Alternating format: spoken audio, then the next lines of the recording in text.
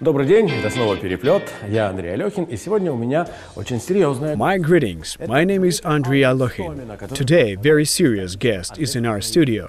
This is the famous person Alla Istomina, who represents the ADEF-Ukraine publishing house. ADEF is an unusual Ukrainian publishing house. This is one of the leading publishing houses in the world. It publishes and issues publications for presidents, patriarchs, monarchs, and ambassadors. This is a very serious publishing company. Every book it publishes is a real event. This businesswoman of the highest class and charming lady in one joined me today. Let me introduce you to Alla Istomina.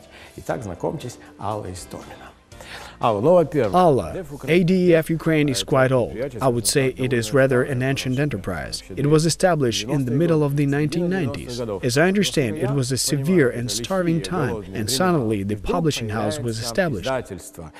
I have a question to you. As I understand, there was not such profession as a publisher. For example, you suddenly became a publisher, although you were a usual teacher of history. What happened? Why did such a young woman like you decide to publish books in the tough years of the 1990s? What happened? I do not quite understand how this took place.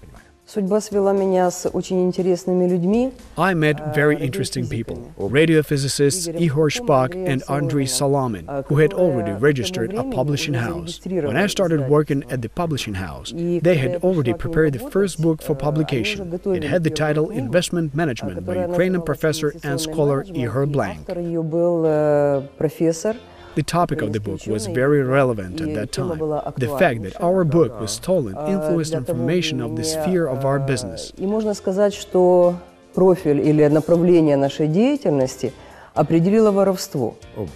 When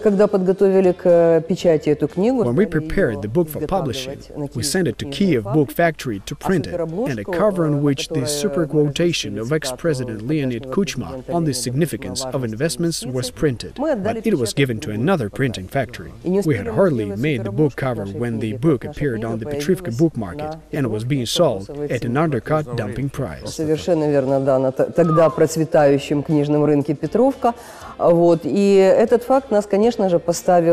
This fact stumped us because it completely destroyed our business project. So we thought in which direction we should move to establish a publishing house and distribute the book, as is usually the case for classic publishing houses, or create a publishing house, which would be production-oriented in order to control the whole production process.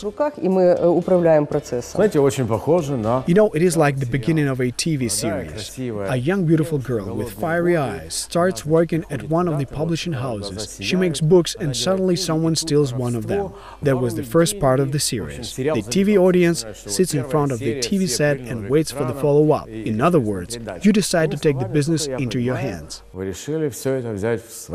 Yes, you are right.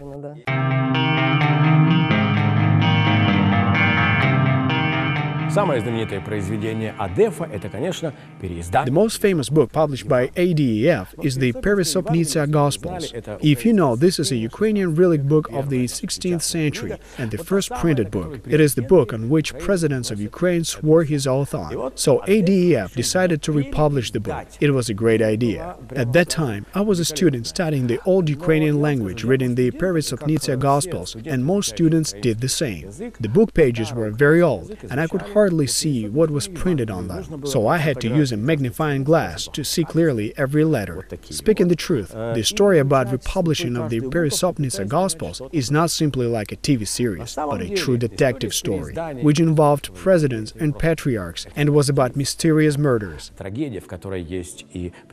In today's program, Publishing, Alla Istomina will finally clear up for us those mysteries. ADEF is known in the publishing world because this is the only Ukrainian publishing house which is certified with the international quality standards. This is an international level. It is easy to recognize the books published by ADEF. As a rule, they are real art masterpieces.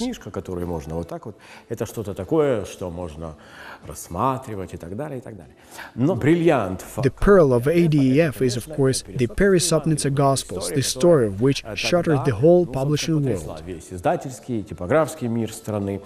Переиздать, грубо говоря, жемчужину Roughly speaking, this book is a pearl of Ukrainian book publishing. Who came up with the idea? How did you decide to do it? Indeed, it is very difficult to republish this book.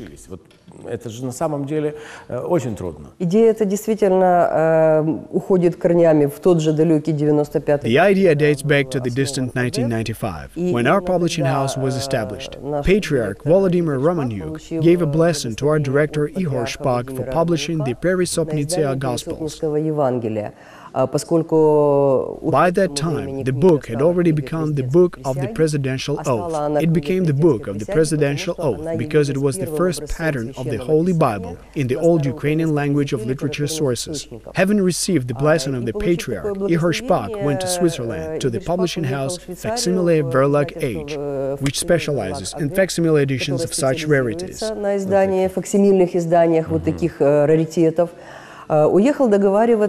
He came there to agree on preparation of the book for printing. On that day, when he took part in the talks at the Swiss publishing house, he received news of Volodymyr Romanyuk's death.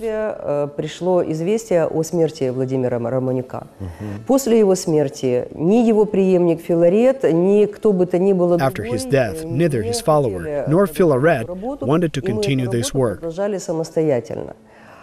So we decided to continue this work. And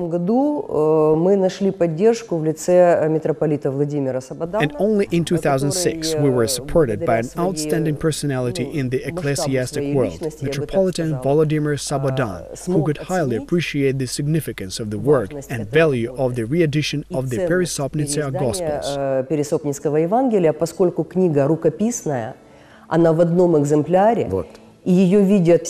This is a manuscript book in one copy, which is seen only by 7 workers of the Rare Book Department at the Vernadsky National Library and the President with members of his service during the inauguration. No more than 10 persons were lucky to hold the book in their hands and admire it. So we considered our mission to present the pearl of Ukrainian book writing to Ukrainians and show it to the entire world community. И показать всей мировой общественности вот эту жемчужину украинского книгописания. Потому что она была написана почти в одно и то же время. Because it was written almost at the same time with the publishing of first printed book by Ivan Fedorov. The Gospel was written in 1561, and the first printed book appeared in 1545. But nevertheless, the Peresopnitsya Gospels is a manuscript. So, as book publishers, we did not have any doubt in the value of our work. The publishing of the book did not find support among state and church leaders for many years, and when Metropolitan Volodymyr agreed to support us, we signed an agreement on publishing of the book. It was a real holiday for us. On the one hand, it was a titanic work for us. On the other hand, we understood that our mission of the restoration of the book was a historical mission. В воссоздании вот этой книги.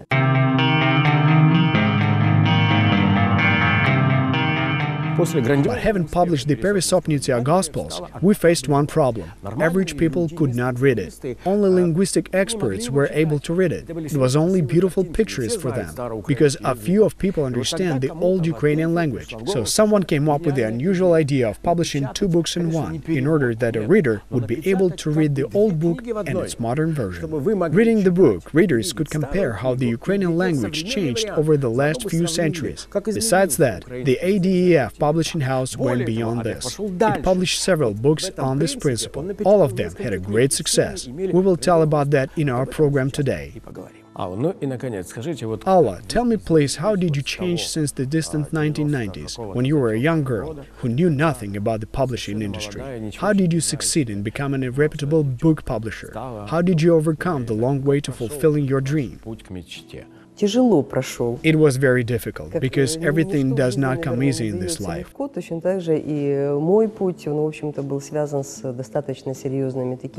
My life was also full of serious turning points. During this period of time, I got married, got divorced, and found a new love.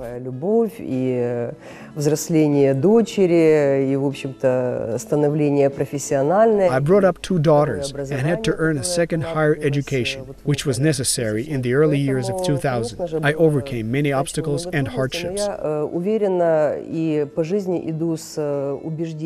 But I'm sure that only positive thinking and optimistic abuse helped me survive. И только понимание, что если вот у тебя сегодня есть это, If you have all these things today, you need them in the necessary dose and format. You only need to be able to accept the things that destiny presents to you. Получаешь, значит, нужно уметь принять то, что тебе дается сегодня. I will try to remember that and use it in practice. I know that recently you published a book which made one's skin crawl. Please tell us about it. Это последняя наша жемчужина. This is the latest great book published by ADEF. Our reviewer, a professor of the University of Jerusalem, called it a people's encyclopedia.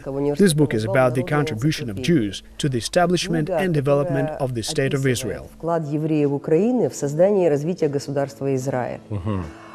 Книга охватывает более века истории, начиная The book covers a century-long history, starting from the middle of the 19th century, when the Jews massively migrated to Palestinian lands. Евреев на палестинские земли называются в еврейской истории по счету Алия. It is called Aliyah in Jewish history. The book tells the story starting from the first Jewish migrants and ending with the proclamation of the State of Israel.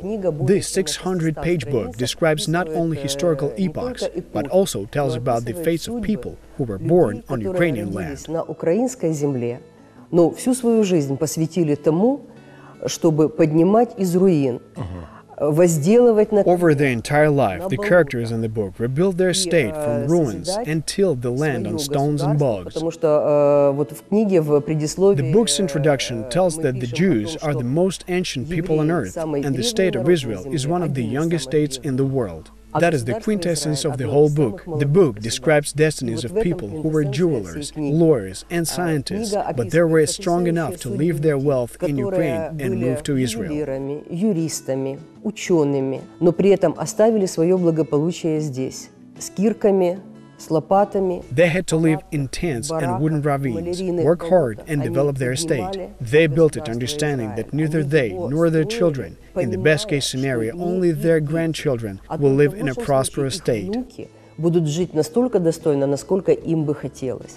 I think it would be useful for Ukrainians to read this book. Совершенно верно. Мы эту книгу писали. Yes, you are right. We wrote the book more for Ukrainians than for the Jews, because since the day of its establishment, the Jewish state has been waging a war over a perimeter of enemy encirclement and building the state on stones. Действительно на камнях. Если сравнить черноземы Украины и Ukraine is in a more beneficial position if to compare a Ukrainian black soil with the rocky and desert territories of Israel, when comparing several hundreds of kilometers on which Ukraine conducts warfare with Israel, which is constantly besieged by enemies, when comparing the duration of the war in Ukraine that has lasted for 3 years with the war in Israel that has been ongoing for 48 years. Тем более, что мы Израилю дали 25% первого парламента. We should learn from Israel a lot of things. All the more, the first Israeli parliament was made up of 25% Ukrainians, 2 presidents and 3 prime ministers. Ukrainians also took part in elaborating drip irrigation, which today is used by practically all countries in hot climatic zones. Ukrainians also helped Jews to create mobile communications, so the contribution of people who have Ukrainian roots and are Jews by birth into the development of Israel is really huge. This is a good example for Ukrainians how they should love their homeland and sacrifice their lives for the sake of it. Maybe these notions sound humdrum for Ukrainians, but if we tell about them as a sincere state of mind, that will be true patriotism, which is not exploited for the sake of fame or money. It has to be patriotism to which people devote their lives and which helps to revive and develop their country. We should live in our country, but not to leave it. Тот патриотизм, который помогает возрождать и развивать свою собственную страну, а не хаять ее и не уезжать куда-то, помогать жить другим. Thank you for joining us today. I would like to tell you, do you know that there was a chess player named Alyoshin and a ballet dancer named Istomina? I think that today's conversation between a chess player with a ballet dancer was truly successful and interesting. See you next time.